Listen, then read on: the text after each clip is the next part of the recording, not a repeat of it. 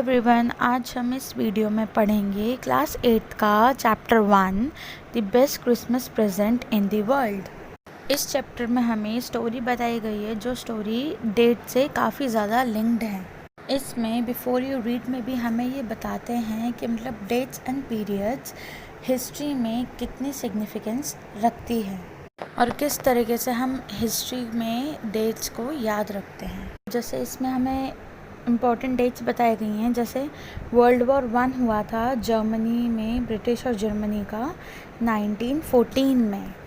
और ये जो इवेंट है कि मतलब किस तरीके से वो लोग लड़ाई कर रहे थे, ब्रिटेन और जर्मन ये लोग किस तरह से लड़ाई कर रहे थे क्रिसमस वाले दिन, क्या हुआ था उसके बारे में ये स्टोरी है। सबसे पहले हम इसके कैरेक्टर्स को देख लेते हैं, वो बहुत इम्पॉर्टेंट है। तो सबसे पहला करेक्टर हम देखते हैं इसमें जिम मैकफर्सन का। वो था एक लीडर इंग्लिश ट्रूप का, मतलब जो ब्रिटिशर्स की ट्रूप थी उसका लीडर था। वो जो आर्मी थी ब्रिटिशर्स की उसका लीडर था। और वॉर में जाने से पहले वो एक स्कूल में टीचर था, डॉर्सेंट में, जो आज कहाँ इंग्लैंड में प्रेजेंट है। वो कैसा था? वो बहुत ब्रेव था, करेजियस था, अपने ट्रूप को जो है वो लीड कर रहा था, अपनी आर्मी को लीड कर रहा था। काफ़ी काइंड और ओपन हार्टेड वो पर्सन था। जो क्रिसमस वाला दिन आता है वो ब्रिटिश आर्मी से जर्मन आर्मीज कहते हैं कि ये हम वॉर वगैरह भूल कर साथ में सेलिब्रेट करना चाहिए क्रिसमस। वो किस तरीके से सेलिब्रेट करते हैं, जो लेटर हमें इस चैप्टर में मिलेगा, इस चैप्टर में हम पढ़ेंगे कि किस तरीके से लव एंड अफेक्शन होता है उसका अपनी वाइफ के लिए, वो सारा बताया गया है। कॉनी मैफरसन उसकी वाइफ है, जिम की वाइफ है। अब उसका जो हस्बैंड है जिम, वो चला जाता है वॉर में, उसकी क्या कंडीशन होती है, वो किस तरीके से अपनी लाइफ जीती है, वो सब इस लेटर में बताया गया है। और उनका घर भी पार्शियली बर्न हो जाता है और वो बहुत अच्छी वुमन होती हैं और अपने हस्बैंड से बहुत प्यार करती हैं। ये तो दो करेक्टर हो गए इसमें, जिम और कॉनी का। अब इसमें जो ऑथर है वो इनकी स्टोरी बताएंगे, इसमें हम देखेंगे। अब एक इसमें हेंस बुल्फ हैं, वो क्या हैं? वो हैं कैप्टन, जर्मन ट्रूप के कैप्टन है, जर्मन आर्मी के कैप्टन है वो। और वो पहले ऑर्केस्ट्रा में वर्क करते थे डेसल्डॉर्फ में, जो कि जर्मनी में प्रेजेंट है, जर्मनी में प्रेजेंट था। फिर वो आर्मी में आ गए थे वॉर में लड़ने के लिए। वो भी काफ़ी फ्रेंडली नेचर के थे। वो फिर फ्रेंडशिप करते हैं इंग्लैंड के ट्रूप से। ये सारी की सारी बात हमें जिम के लेटर से पता लगेगी अभी चैप्टर में। तो इस चैप्टर में मतलब जो ऑथर हैं वो ब्रिटपोर्ट में होते हैं। वो तो ब्रिटपोर्ट एक जगह है, मतलब मार्केट है डॉर्सेंट इंग्लैंड में। किसी शॉप में गए थे और वहाँ पे डेस्क का रोल टॉप उन्हें चाहिए था। मतलब एकदम मतलब ऐसी लग रही थी जैसे वो 19th सेंचुरी की हो। वो एक ओक से बनी थी। ओक क्या होता है? जिससे फर्नीचर्स बनते हैं, वो एक वुड होता है। तो वो जंग शॉप में गए होते हैं रोल टॉप डेस्क को खरीदने के लिए। वो रोल टॉप जो है वो काफ़ी ख़राब कंडीशन में होती है और नरेटर को वो सस्ते में मिल जाती है, इसलिए उन्होंने डिसाइड किया कि वो उसे ख़रीद लेंगे। हम सबसे पहले अभी देखेंगे इम्पोर्टेंट वर्ड्स। स्पॉटेड इट मतलब देखना, स्कॉच मार्क्स मतलब बर्न मार्क्स, जैसे टेबल पे ऐसे लग रहा हो किसी, मतलब बर्न के मार्क्स हो, जले हुआ का मार्क हो। और वॉज गोइंग फॉर मतलब जा रहा था वो सेल करने के लिए। रिस्टोर मीन्स रिपेयर करना था। Veneer a thin layer of plastic और decorative wood on furniture means एक मोटी लेयर प्लास्टिक की डेकोरेटिव वुड फर्नीचर के ऊपर। चलिए अब हमने इम्पॉर्टेंट वर्ड्स देख लिए। अब देखते हैं कि नरेटर टेबल को ले आता है, वो क्रिसमस ईव वाले दिन लाता है, मतलब क्रिसमस से एक रात पहले का जो टाइम होता है वो उस दिन टेबल टॉप ले आता है। फिर उसे रिपेयर करना शुरू कर देता है। उसमें वो देखता है कि अंदर एक सीक्रेट ड्रॉर टाइप का है। सीक्रेट ड्रॉर में जो है उसे वो खोल के देखता है तो उसे उस डेस्क में एक लेटर मिलता है। फिर वो लेटर को पढ़ता है। जो देखता है लेटर, उसमें उसे ये पता लगता है कि ये लेटर जिम मैकफर्सन ने लिखा है अपनी वाइफ कॉर्नी के लिए। क्योंकि उसमें स्टार्टिंग में ये लिखा होता है कि जिम ने अपनी वाइफ कॉर्नी के लिए ये लेटर लिखा है। पूरा लेटर पढ़ने के बाद उन्हें पता चलता है कि जो जिम मैकफर्सन थे वो ब्रिटिश आर्मी जो थी उसके लीडर थे।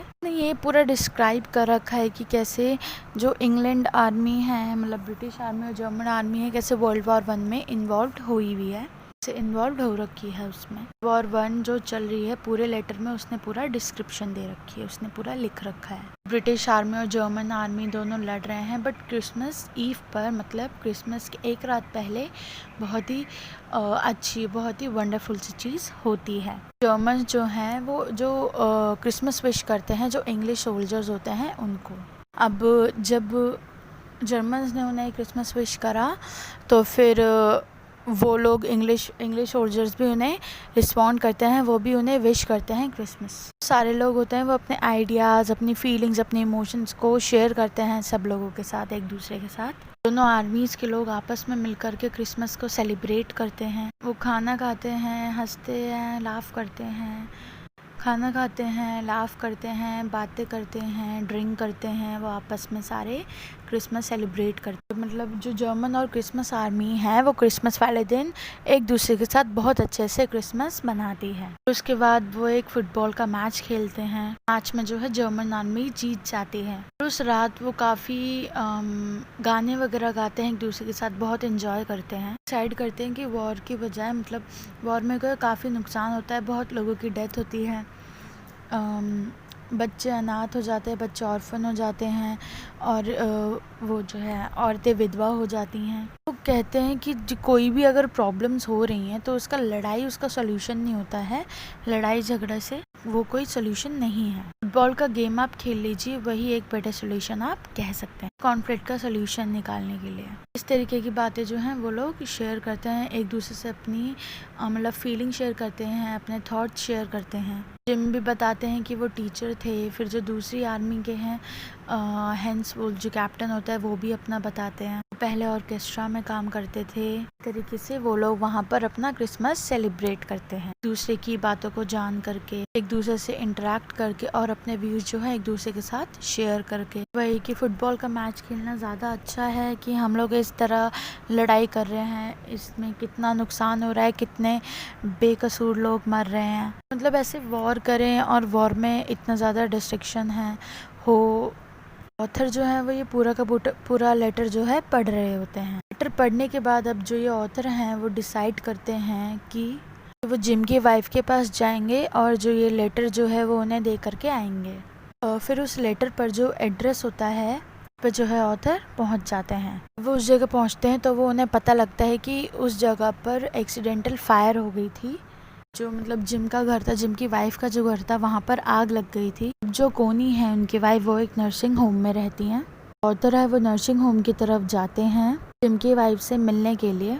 अब तक जो है उनकी वाइफ वो काफ़ी ज़्यादा ओल्ड हो चुकी होती हैं। जब नरेटर उनसे मिलते हैं, उन्हें जिम का लेटर देते हैं तो कॉर्नी जो है वो बहुत ही खुश हो जाती हैं। जब वो लेटर नरेटर उन्हें देते हैं, कॉर्नी को वापस करते हैं, तो वो कहती हैं कि ये क्रिसमस उनका वर्ल्ड का बेस्ट क्रिसमस प्रेजेंट है जो ऑथर ने आज कॉर्नी को दिया है। पहले मतलब ये लेटर कॉर्नी को पहले ही मिल चुका था, लेकिन अब जब उस घर में आग लग चुकी होती है, वो पर जो है उन्होंने शायद सारा का सारा सामान उनका बेच दिया था, जिसकी वजह से वो लेटर उनका उस टेबल में ही रह गया है। काफी ज़्यादा 100+। और जो कॉर्नी थी वो उस नर्सिंग होम में रह रही थी और वो काफ़ी ज़्यादा एज की हो चुकी थी। जब नरेटर उनको लेटर देते हैं और जब उन्हें मिलता है दोबारा, तो वो कहती हैं कि ये उनका वर्ल्ड का बेस्ट क्रिसमस प्रेजेंट था, best Christmas present in the world. वो उस लेटर को डिक्लेयर करती है। इस चैप्टर की वो थी एक्सप्लेनेशन थी। चैप्टर हो गया है कंप्लीट। Thank you.